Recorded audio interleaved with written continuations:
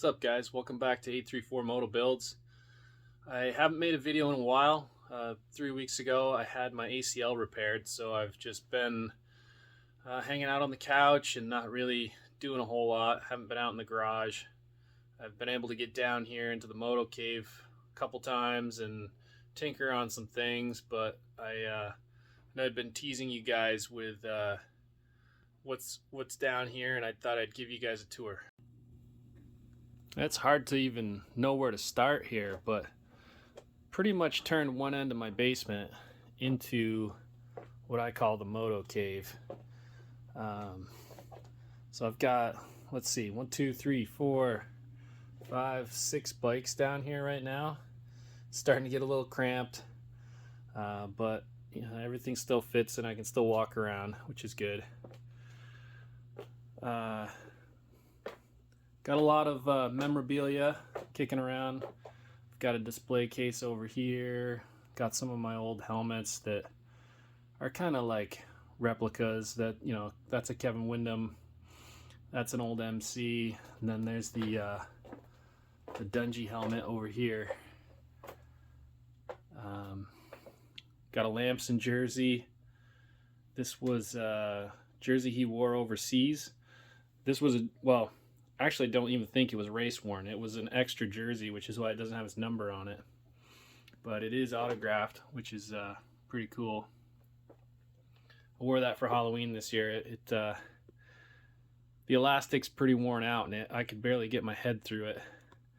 Got a Lusk jersey, got a Huffman jersey, Kyle Peters, and a Savachi. Those two are both autographed.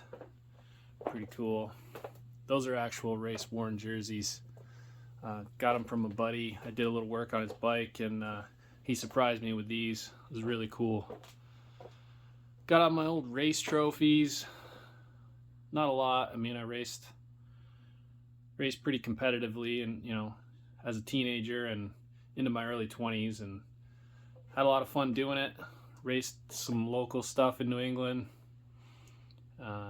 Got an autographed Doug Henry picture there. Working our way around here. We've got the workbench, and it's a little bit in disarray right now. So I've got some of my 86 parts out, and some 95 CR250 parts out. Started doing some decals. I'll have another video on that. That's going to be for the Steve Lamson replica. It's going to be a 95 CR250 build, so I'll be putting some videos together for that. On the back wall here, I just did a little redecorating. These Supercross toys, you can pick these up at, I think they were at Target. So I've been nabbing those up when I see them. I think every year they release 4 new riders. And then I've just kind of got them arranged with some of the actual rider posters. Got an AP one autographed. Got a Jet one and a Hunter one over there. Both autographed from Southwick this year. Those guys were really cool. They were just hanging out in the pits. There was no line. Like if people came up, they'd give you an autograph. But they were just hanging out, having a good time. It was really low key. Really cool to meet them. And then we've got the Tomac poster and bike. And then on the shelf above it, I started collecting some front race plates. There's only a couple authentic plates. I've got an AP one. This one came off his bike from Southwick. And then I've got, this one right here, which is Brandon Jessamine 99 Primal Impulse Suzuki front plate. But the rest of them are all replicas. So got a TP1 autographed. Ken Roxon, I haven't even met him in person yet. Seems like he's always got big lines at the Honda tent, and if you don't get there and get a ticket, you don't get in line for an autograph. But Marvin signed one. Got to meet Dungey this year. He and Roger DeCoster signed this.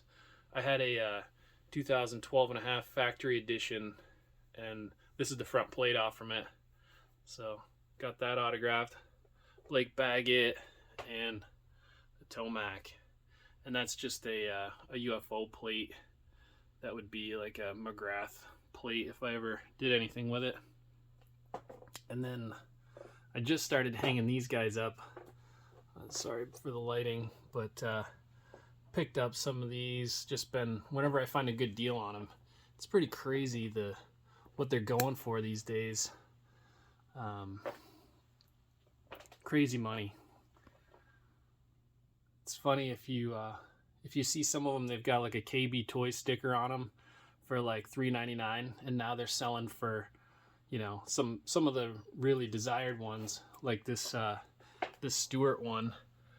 I've seen this one for over $100, and I think I got it for like $20 a couple years ago, and now they're just out of control. But got some other stuff. Got my Wheaties box signed this summer. Got some die casts. This old RC Jeremy McGrath, I got that when I was like 18. Just been kicking around. Got the die cast from Team Kawasaki that they did. So we got the Jeff Emig, got the Damon Huffman, and we got the Ryan Hughes. Those are pretty cool. Those are pretty hard to find these days. I lucked out.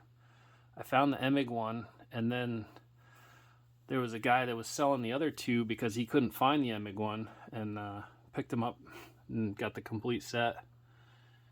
A couple more die casts, McGrath lunchbox, then some more McGrath dolls, a bobblehead, and a little puzzle there.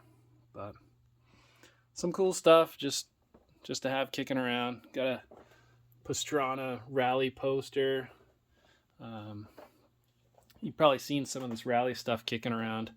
I worked for Vermont Sports Car for a couple years, and got to travel around the United States with the race team, and it was always a good time.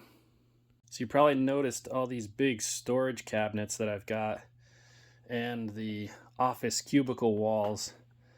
So there was a company that was downsizing, and they were going to throw out all this office furniture, and every night I would bring a truckload home and just start organizing it. And what I use the drawers for are bike builds.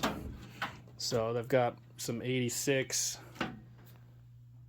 CR 125 parts in here. This is my buddy Hazen's drawer for his CR 250. Some leftover parts from his Z50 build. I've got my 95 CR 250 stuff in here. This is a bit of a spoiler because I've been collecting parts for a while. Triple clamps, exhaust.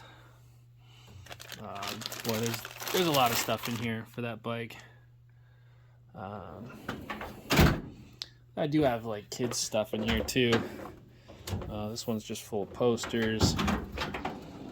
Everybody's got a sticker box, right? Every sticker that you get, you just throw them in a box. That's what I do with them anyway. More Honda stuff in this drawer. Left over from my Doug Henry build. Junk in this one. Got a hub. It's just a lot of this stuff is like parts I didn't want to throw away.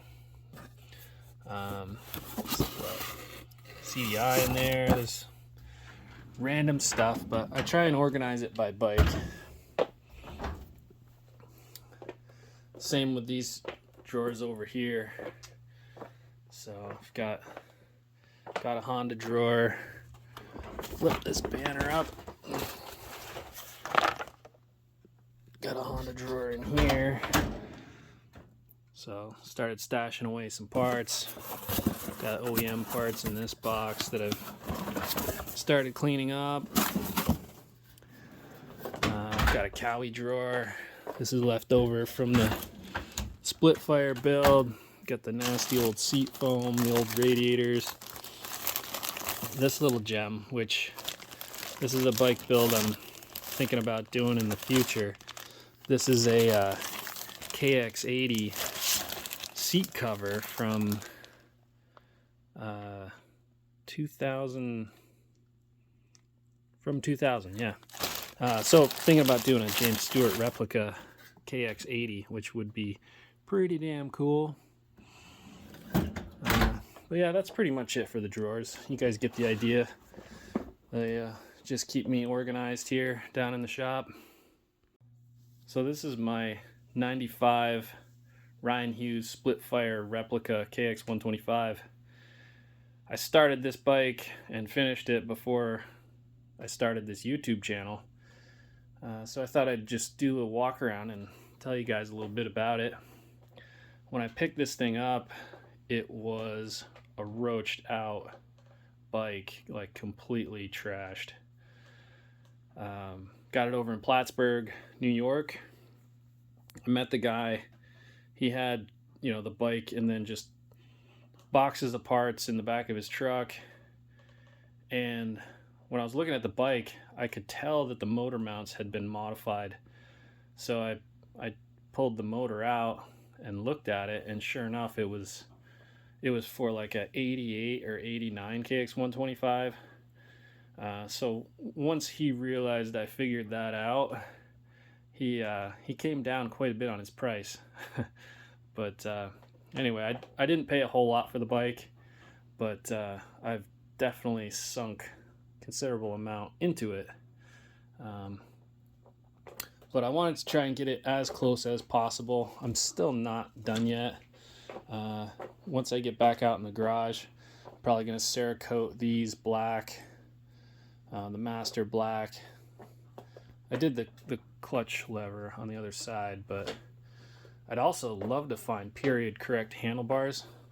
I say period correct. These are Renthals from this time frame. It's got the stamped Renthal logo, but the 95s, 96, 98s, they all had the purple ends on the bars, and this pair doesn't, right? The exhaust, man, this was really hard to find, and I just lucked into it. I found a pipe on eBay. After looking, I'd been looking for like 3 years, and they got really hard to find once COVID hit. The pipe had a dent right about here, and it was the size of a softball, and it had the plate was dented in. So I took the tag off and blew the pipe out, got it all cleaned up, blued the welds, welded the plate back on, and it came out great. Like, this is an old pipe. It's got the brazing for all the mounts, which is cool. You don't see that anymore these days, even on the spring tabs. Minimal amount of rust. And my guess what happened was, somebody had this crash the bike. They were fairly serious about racing, took the pipe off and just threw it in a box somewhere, because it had minimal rust, minimal dents, just that really big puck that was like right on the side. The graphics kit I got from Evo MX. They're over in the UK somewhere, but they do the seat cover graphics, and they fit really well. It's tough to line up anything that you have to line up the seat with the actual side shroud is not easy to do. The blue plastics on the back, they're not painted. It's actual blue plastic. TM Racing back in the late 90s used the rear plastics from the Kawasaki's on their motorcycles. So if you can find new TM plastics, they'll be blue and they'll fit right onto your 94 to 98 KX Kawasaki's. The rest of the bike, I mean, there's not a whole lot that's special about it. I mean, I redid every part on it. Hydroblasting, sanding, welding. I like to do additive repairs on swing arms. So if there's scratches, I'll fill them in with weld, and then I'll, you know, smooth them out, sand them, give it a nice brush look. I think I lucked out with this swing arm. Well, I say that. There's a bit of a story there too. The swing arm that was on it when I bought it was for a 93 KX125. I don't know why. It actually fit on here, but then when I went to put the brakes and the wheels on, it didn't work. So I found this swing arm on eBay and had to clean it up. But I've got a 93 swing arm if everybody needs one. It's all cleaned up and ready to go.